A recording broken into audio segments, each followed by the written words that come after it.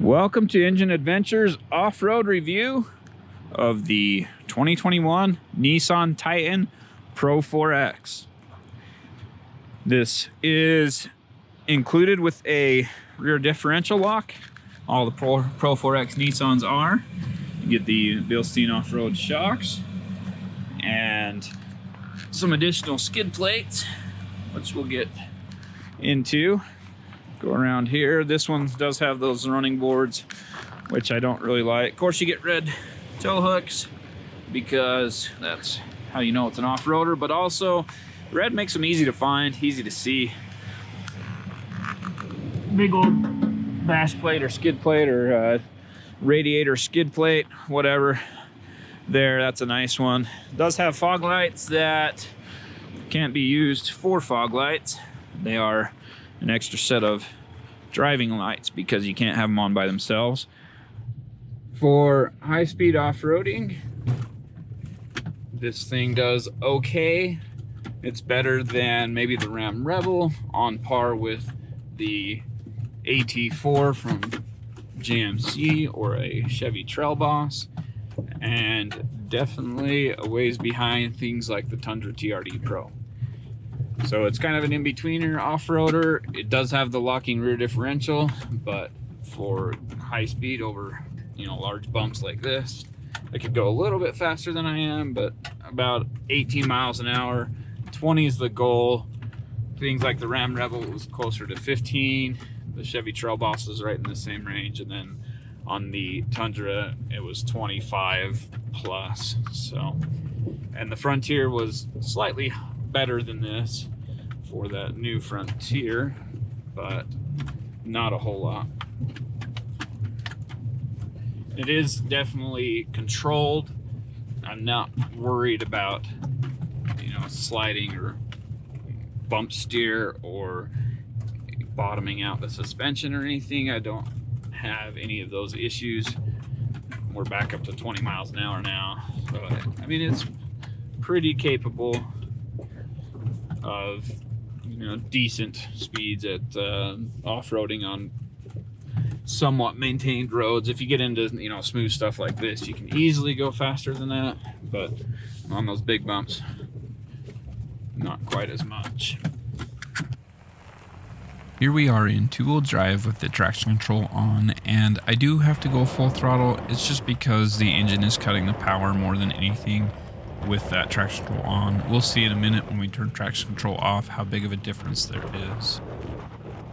Obviously next we are doing this with the two-wheel drive and traction control off, and you can hear the engine rev much easier, plus a lot more wheel speed. It requires a little bit less effort with traction control off than it did with the traction control on. Even with traction control off, Nissan's ABLS still works and still applies the brake to the spinning wheel to transfer power side to side. I went at that one too fast in four-wheel drive high with traction control on, so I'm just going to back up and try and do it really slow, see if we can get some wheel spin. Oddly enough, it seems to struggle a little bit more in four-wheel drive, and I have to give it more throttle. I think the traction control is really just blocking us here more than anything else. So next up is four-wheel drive high with traction control off, and again you can hear the engine revving more freely, and the ABLS system is transferring power much better side to side. Next up is four-wheel drive low, and traction control is automatically turned off along with electronic stability control, so no need to push any buttons, it just does it automatically when you go to four-wheel drive low, but the ABLS system remains engaged.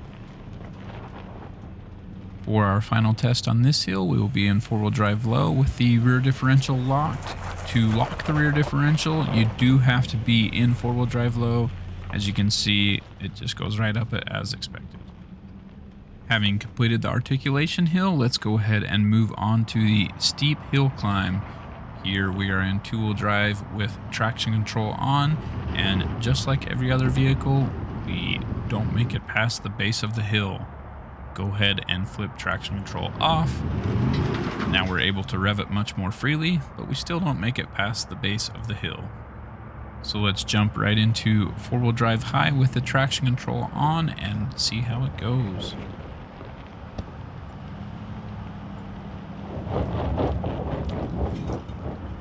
As you may have noticed, the traction control is extremely limiting in this situation. Let's see if turning off traction control allows us to climb the hill. Turns out it's not able to do it on the hard line. I did do it on the easy line, but that was off camera, so now we are in four-wheel drive low.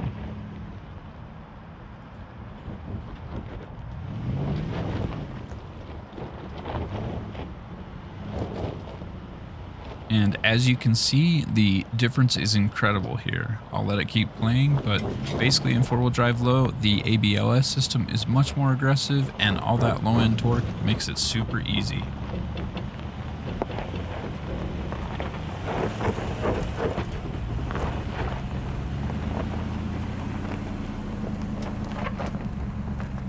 Let's try it one more time in four-wheel drive low with the rear differential locked. This will be the most capable setting if you're in a tight spot and want every possible chance you can to get out of it. Then you want to do four-wheel drive low with the rear diff locked. If you're practicing, I recommend leaving the rear diff unlocked, and that will help you choose the best line, but remaining in four-wheel drive low will still give you the best ABLS assistance. As we reach the top of the hill and crest it, we can see that those low running boards and the long wheelbase without the added lift that other vehicles like the Trail Boss and Ram Rebel get, make it so it gets really close to touching, but it does clear. Heading underneath the vehicle, we see that everything is really well protected, starting with the bash plate up front with the Pro 4X logo, and then the skid plates covering the front differential, the transfer case, and there it's covering the fuel tank as well. Those are all steel skid plates, and everything's very well protected and tucked up out of the way. So Nissan has done a really good job with this one. All right, here we are, four-wheel drive low, and first gear. So I will, and you can see I didn't talk about this earlier, but right there it tells you whether you're in 4 high, 4 low, two-wheel drive. Anyway, I'm going to roll down this, just no brakes, no gas, except for this first little spot. I might have to brake. All my stuff goes sliding. Okay, no brakes. And we are barely registering any speed. Got up to like 2 miles an hour there. So now stopped. I'm gonna go ahead and flip the hill descent control on, and this is actually a toggle switch. And then it shows right there. Okay, hill descent control on.